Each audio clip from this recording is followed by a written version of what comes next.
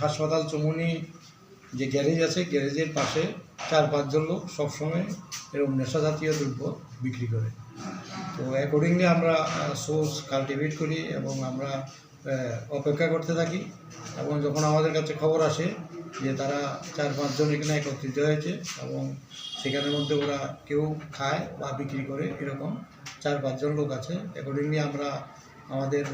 civil dress এবং আমাদের পোশাক পরিহিত পুলিশ নিয়ে আমরা রেড করি এবং ওই দোকানের সামনে থেকে আমরা 2 জনকে ডিটেইন করি এবং সার্চ করে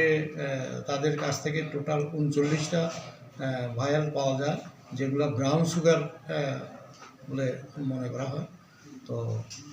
আমরা অ্যাকর্ডিংলি এগুলো সিজ করি এবং সিজ করে 2 জনকে অ্যারেস্ট করে থানায় নিয়ে আসি